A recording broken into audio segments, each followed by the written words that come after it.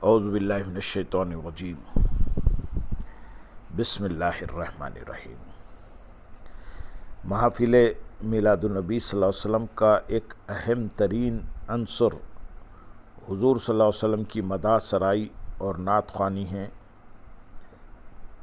اہل اسلام محافل نعت منعقد کر کے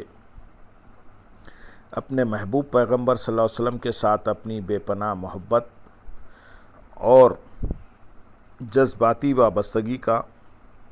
اظہار کرتے ہیں۔ نعت مصطفیٰ صلی اللہ علیہ وسلم کوئی نیا عمل نہیں بلکہ قرآن و سنت سے ثابت ہے۔ اس ضمن میں چند حوالے جات بیان کیے جائیں گے۔ قرآن حکیم میں نعت مصطفیٰ صلی اللہ علیہ وسلم، اللہ رب العزت نے قرآن حکیم میں متعدد مقامات پر اپنے محبوب پیغمبر صلی اللہ علیہ وسلم کا ذکر جمیل پیرائے نعت میں کیا ہے۔ خالق کائنات اپنے حبیب صلی اللہ علیہ وسلم سے جب بھی روئے خطاب ہوا تو نام لینے کی بجائے کبھی یا ایھا المزمل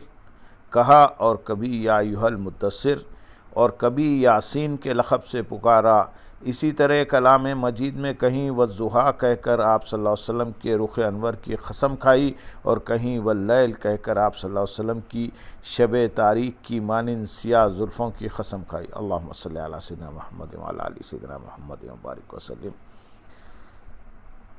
قرآن در شان محمد مصطفیٰ صلی اللہ علیہ وسلم کے مصداق پورا قرآن حکیم حضور صلی اللہ علیہ وسلم کی مدح اور نعت ہی تو ہے۔ اس کے پیرائے اظہار میں نعت ہی کا رنگ صاف جھلکتا دکھائی دیتا ہے۔ بطور حوالہ چند آیات ہم یہاں پیش کریں گے۔ نمبر 1، آپ صلی اللہ علیہ وسلم کی شرح صدر، رفع بار غم اور رفعت ذکر کو قرآن حکیم میں یوں بیان کیا گیا ہے: الم نشرح لک صدرک ووضعنا عنک وزرک الذی انقض ظہرک ورفعنا لک ذکرک۔ کیا ہم نے آپ کی خاطر آپ کا سینہ انور علم و حکمت اور معرفت کے لیے کشادہ نہیں فرما دیا، اور ہم نے آپ کا غم امت کا وہ بار آپ سے اتار دیا جو آپ کی پشت مبارک پر گراں ہو رہا تھا، اور ہم نے آپ کی خاطر آپ کا ذکر اپنے ذکر کے ساتھ ملا کر دنیا و آخرت میں ہر جگہ بلند فرما دیا۔ نمبر 2، اللہ تعالیٰ اور اس کے فرشتے ہمہ وقت آپ صلی اللہ علیہ وسلم پر درود بھیج رہے ہیں۔ ارشاد فرمایا: ان اللہ و ملائکتہ یصلون علی النبی یا ایھا الذین آمنوا صلوا علیہ وسلموا تسلیما۔ بے شک اللہم صلی علی سیدنا محمد وعلی آل سیدنا محمد وبارک وسلم، بے شک اللہ اور اس کے سب فرشتے نبی مکرم صلی اللہ علیہ وسلم پر درود بھیجتے رہتے ہیں۔ اے ایمان والو، تم بھی ان پر درود بھیجا کرو اور خوب سلام بھیجا کرو۔ اللہم صلی علی سیدنا محمد وعلی آل سیدنا محمد وبارک وسلم۔ نمبر 3، آپ صلی اللہ علیہ وسلم کی بارگاہ میں حاضر ہونے کے بارے میں فرمایا: اور ہم نے کوئی پیغمبر نہیں بھیجا مگر اس لیے کہ اللہ کے حکم سے اس کی اطاعت کی جائے۔ اور اے حبیب، اگر وہ لوگ جب اپنی جانوں پر ظلم کر بیٹھے تھے آپ کی خدمت میں حاضر ہو جاتے اور اللہ سے معافی مانگتے اور رسول صلی اللہ علیہ وسلم بھی ان کے لیے مغفرت طلب کرتے تو وہ اس وسیلے اور شفاعت کی بنا پر ضرور اللہ کو توبہ قبول فرمانے والا نہایت مہربان پاتے۔ نمبر 4، آپ صلی اللہ علیہ وسلم کی اطاعت کو اپنی اطاعت قرار دیا۔ فرمایا قرآن حکیم میں: جس نے رسول اللہ صلی اللہ علیہ وسلم کا حکم مانا بے شک اس نے اللہ ہی کا حکم مانا، اور جس نے روگردانی کی تو ہم نے آپ کو ان پر نگہبان بنا کر نہیں بھیجا۔ نمبر 5، توریت و انجیل میں آپ صلی اللہ علیہ وسلم کے تذکرے اوصاف کے ضمن میں فرمایا: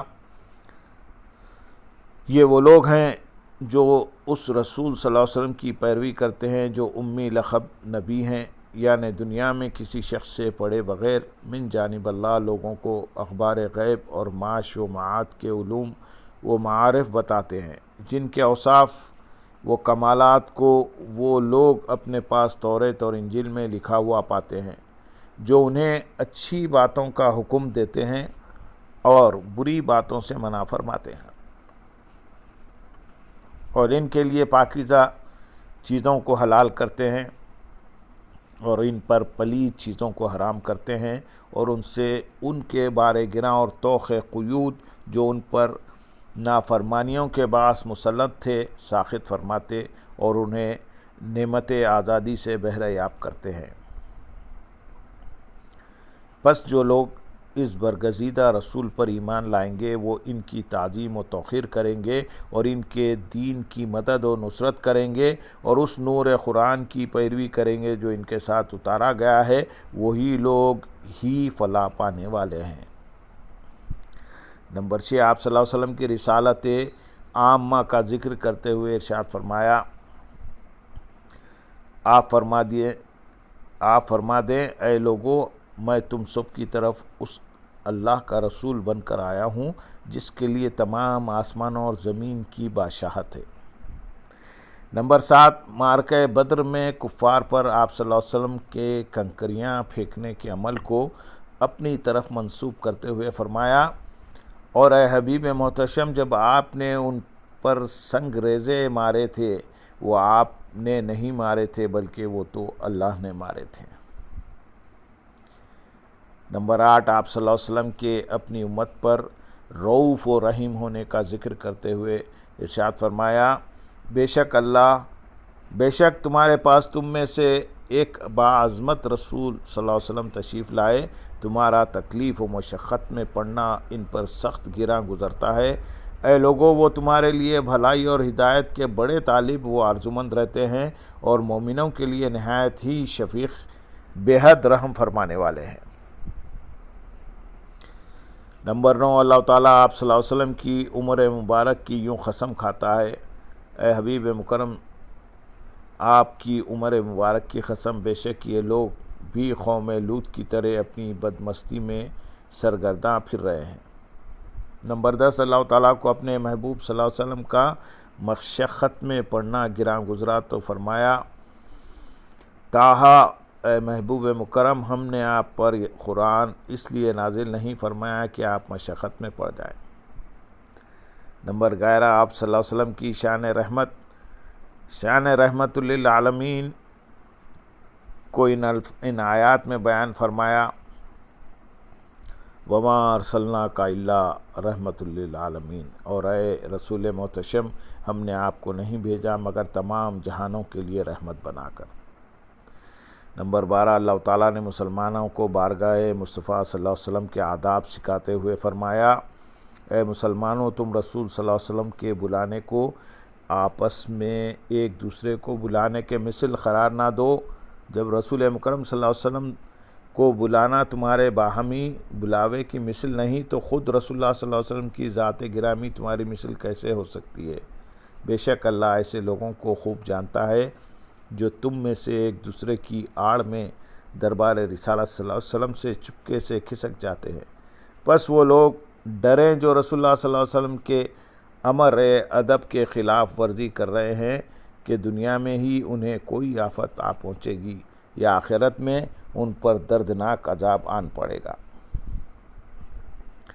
نمبر 13، آپ صلی اللہ علیہ وسلم کو تمام ایمان والوں کی جانوں سے زیادہ قریب قرار دیتے ہوئے فرمایا، یہ نبی مکرم صلی اللہ علیہ وسلم مومنوں کے ساتھ ان کی جانوں سے زیادہ قریب اور حقدار ہیں، اور آپ صلی اللہ علیہ وسلم کی ازواج مطہرات ان کی مائیں ہیں۔ نمبر 14، اللہ تعالیٰ نے آپ صلی اللہ علیہ وسلم کو شاہد، مبشر، نذیر، داعی اور سراج منیر بنا کر بھیجا۔ ارشاد فرمایا، اے نبی مکرم، بے شک ہم نے آپ کو حق اور خلق کا مشاہدہ کرنے والا اور حسن آخرت کی خوشخبری دینے والا اور عذاب آخرت کا ڈر سنانے والا بنا کر بھیجا ہے، اور اس کے اذن سے اللہ کی طرف دعوت دینے والا اور منور کرنے والا آفتاب بنا کر بھیجا ہے۔ نمبر 15، آپ صلی اللہ علیہ وسلم کی ان بے مثال شانوں کو ایک دوسرے مقام پر یوں بیان فرمایا، بے شک ہم نے آپ کو روز قیامت گواہی دینے کے لیے اعمال و احوال امت کا مشاہدہ فرمانے والا اور خوشخبری سنانے والا اور ڈر سنانے والا بنا کر بھیجا ہے، تاکہ اے لوگو تم اللہ اور اس کے رسول پر ایمان لاؤ اور ان کے دین کی مدد کرو اور ان کی بے حد تعظیم و تکریم کرو اور ساتھ اللہ کے صبح و شام تسبیح کرو۔ ایک مقام پر اللہ تعالیٰ نے آپ صلی اللہ علیہ وسلم کی شان بطریق نعت یوں بیان فرمائی: یاسین، حقیقی معنی اللہ اور اس کا رسول ہی بہتر جانتے ہیں، حکمت سے معمور قرآن کی قسم، بے شک آپ ضرور رسولوں میں سے ہیں۔ نمبر 17، آپ صلی اللہ علیہ وسلم کی بیعت کو اپنی بیعت قرار دیتے ہوئے ارشاد فرمایا: اے حبیب، بے شک جو لوگ آپ سے بیعت کرتے ہیں وہ اللہ ہی سے بیعت کرتے ہیں، ان کے ہاتھوں پر آپ کے ہاتھ کی صورت میں اللہ کا ہاتھ ہے۔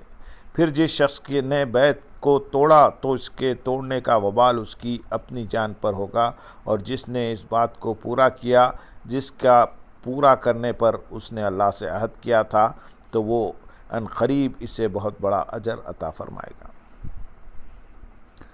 نمبر 18، آپ صلی اللہ علیہ وسلم کی آواز سے اونچی آواز کرنے اور آپ صلی اللہ علیہ وسلم کو دوسروں کی مثل پکارنے پر اعمال کے ضائع ہو جانے کی وعید سناتے ہوئے ارشاد فرمایا، سورۃ الحجرات آیت نمبر 2 میں: اے ایمان والو، تم اپنی آوازوں کو نبی مکرم صلی اللہ علیہ وسلم کی آواز سے بلند مت کیا کرو، اور ان کے ساتھ اس طرح بلند آواز سے بات بھی نہ کیا کرو جیسے تم ایک دوسرے سے بلند آواز کے ساتھ کرتے ہو، ایسا نہ ہو کہ تمہارے سارے اعمال ہی ایمان سمیت غارت ہو جائیں اور تمہیں ایمان و اعمال کے برباد ہو جانے کا شعور تک بھی نہ ہو۔ نمبر 19، آپ صلی اللہ علیہ وسلم کی آواز سے پست آواز رکھنے کو تخفے کا معیار قرار دیتے ہوئے ارشاد فرمایا، بے شک جو لوگ رسول اللہ صلی اللہ علیہ وسلم کی بارگاہ میں ادب و نیاز کے باعث اپنی آوازوں کو پست رکھتے ہیں، یہی وہ لوگ ہیں جن کے دلوں کو اللہ نے تقوی کے لیے چن کر خالص کر لیا ہے، انہی کے لیے بخشش ہے اور اجر عظیم ہے۔ نمبر 20، آپ صلی اللہ علیہ وسلم کا واقعہ معراج بیان کرتے ہوئے ارشاد فرمایا، وہ ذات ہر نقص اور کمزوری سے پاک ہے جو رات کے تھوڑے سے حصے میں اپنے محبوب اور مقرب بندے کو مسجد حرام سے اس مسجد اقصیٰ تک لے گئی جس کے گرد و نواح کو ہم نے بابرکت بنا دیا ہے، تاکہ ہم اس بندے کامل کو اپنی نشانیاں دکھائیں، بے شک وہی خوب سننے والا خوب دیکھنے والا ہے۔ اللہم صلی علی سیدنا محمد وعلی آل سیدنا محمد وبارک وسلم۔